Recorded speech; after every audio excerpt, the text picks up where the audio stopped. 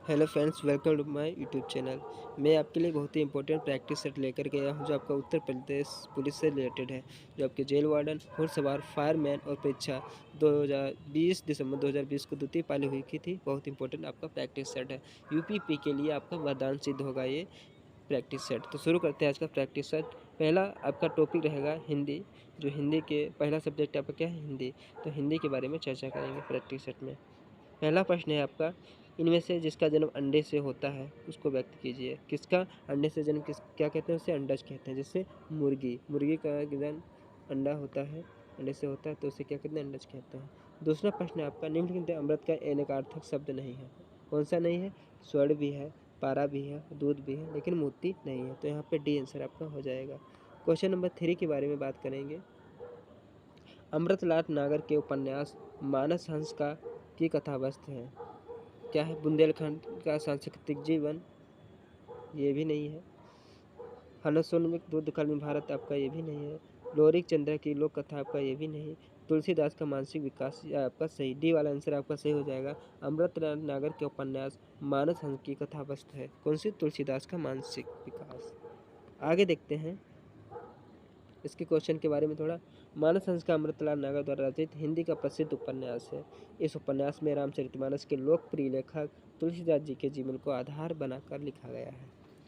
इस उपन्यास में तुलसीदास जी को एक सहज मानव के रूप में चित्रित किया गया है। यह रचना हिंदी साहित्य की एक अमूल्य निधि है। आगे देखते हैं क्वेश्चन नंबर आपका 4। गंगा मैया उपन्यास के लेखक हैं। गंगा मैया उपन्यास के लेखक हैं आपके बी भैरव प्रसाद गुप्त।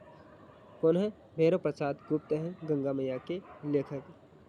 आगे देखते हैं गंगा मैया उपन्यास के लेखक भैरव प्रसाद गुप्त हैं। इस उपन्यास में भारतीय ग्रामीण जीवन संघर्ष को सहज, स्वाभाविक एवं वास्तविक रूप से चित्रित किया गया है। भैरव प्रसाद गुप्त हिंदी साहित्य के प्रगतिशील विचारधारा के कहानीकार एवं उपन्यासकार थे। इनका जन्म 1918 में उत्तर प्रदेश के बलिया जिले में हुआ था। आगे देखते हैं क्वेश्चन नंबर आपका 5। निम्नलिखित वाक्य में आए खाली स्थान के लिए सही शब्द चुनिए। खाली स्थान के लिए सही शब्द चुनिए। क्या है? आजकल के नौजवानों ने बुजुर्गों की खराब कर रखी है। क्या? मिट्टी खराब कर रखी है। क्या खराब कर रखी है? मिट्टी खराब कर रखी है। आगे देखते हैं क्वेश्चन नंबर आपका 6। चैन की बंसी बजाना मुहावरे का सही अर्थ है कि चैन की बंसी बनाना। इसका अर्थ होता है सुख से रहना। सुख से रहने का मतलब क्या होता है? चैन की बंसी बजाना। आगे देखते हैं क्वेश्चन नंबर इसके बारे में, क्वेश्चन के बारे में।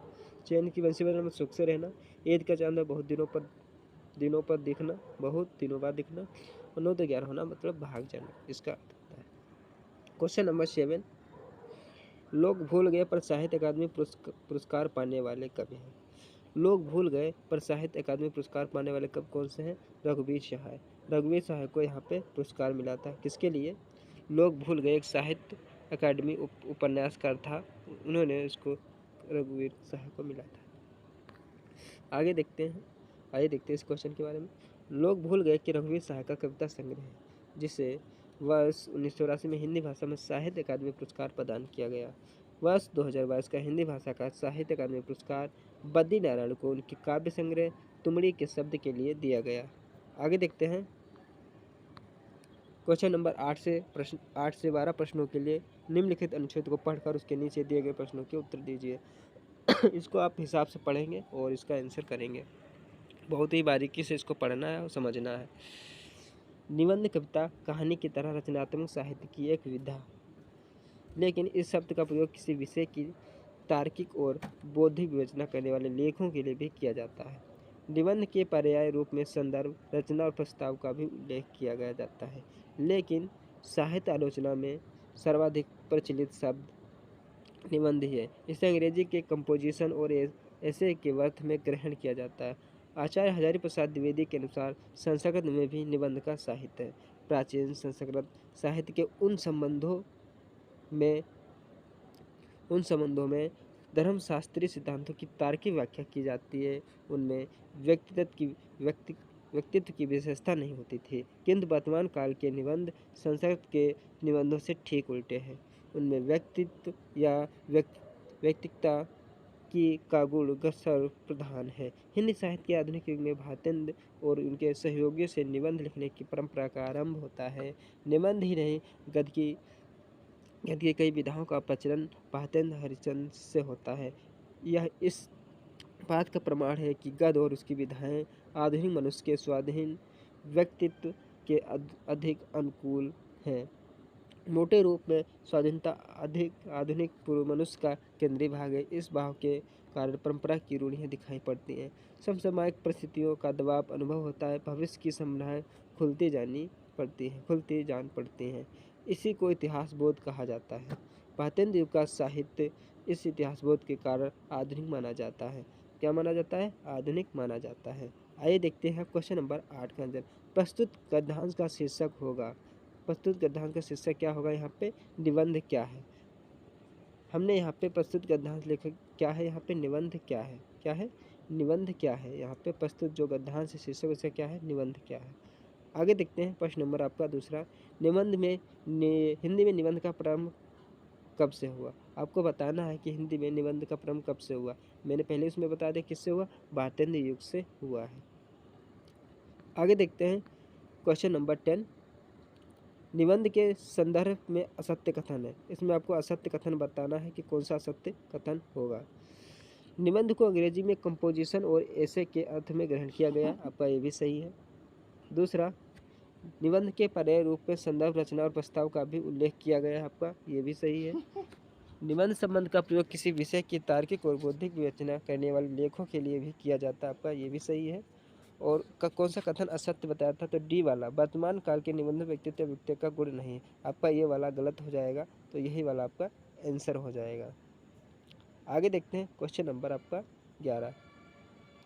आधुनिक मनुष्य का केंद्रीय भाव है। क्या है? साहित्य है, निबंध है, या स्वाधीनता है, या इतिहास बोध है? तो स्वाधीनता है आधुनिक मनुष्य का केंद्रीय भाव है। आगे देखते हैं क्वेश्चन नंबर 12।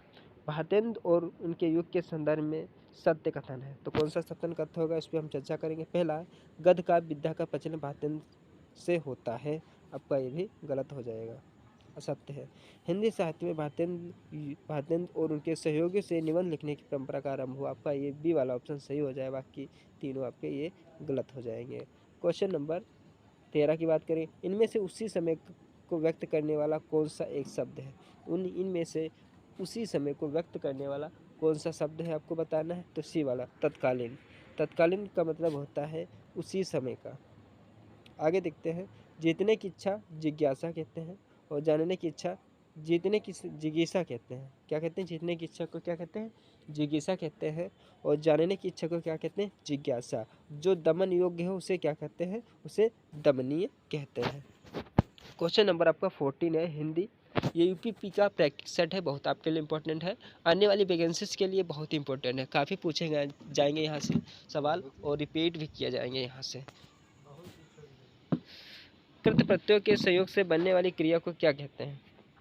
कृत प्रत्ययों के संयोग से बनने वाली क्रिया को क्या कहते हैं? आपको बताना है। तो क्या कहते हैं? कृदंत कहते हैं। क्या कहते हैं? उसे कृदंत कहते हैं। ऑप्शन नंबर सी यहाँ पे सही हो जाएगा।